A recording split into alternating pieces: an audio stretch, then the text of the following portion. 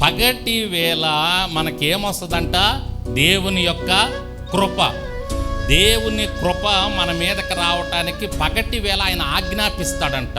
కృప వెళ్ళు నా బిడ్డల దగ్గరికి అని కృపకు ఆజ్ఞిస్తాడంట.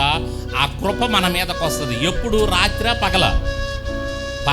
పగలు ఏం చేస్తాం మనం? సహజంగా పగలు పని చేస్తాం, రాత్రులు నిద్రపోతాం. పగలు పని చేసుకుంటాం కాబట్టి పగలు మనకు తప్పకుండా ఏమవసరం? దేవుని యొక్క కృప అవసరం.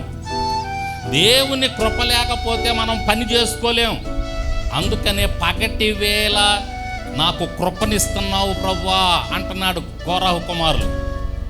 అంతేకాదు పగలు మనం ప్రయాణాల్లో ఉంటాం. ఏదన్నా పరాయి ఊరో పక్క ఊరో వెళ్తే తప్పితే రాత్రులు ప్రయాణం సహజంగా. ఉదయాన్నే లేకగానే మనం పనులు చేసుకోవటానికి ప్రయాణాలు చేయాలి, అవునా?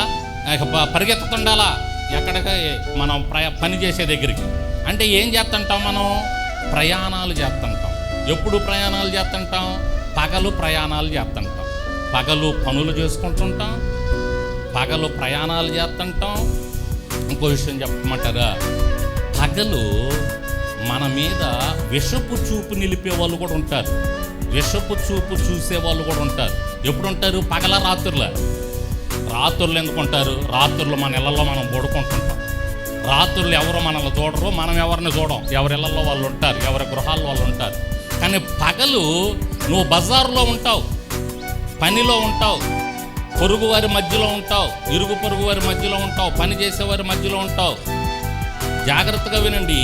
దేవుని చేత ఆశీర్వదించబడుతూ దేవుని మార్గంలో వెళుతున్నటువంటి వారి మీద విషపు చూపు చూసే వాళ్ళు ఉంటారు. అందుకనే కోరహు కుమారులు అంటున్నారు, అయ్యా పగటి వేళ నీ కృపను ఆజ్ఞాపిస్తావు నాకుండాలని. నీకు స్తోత్రం అయ్యా.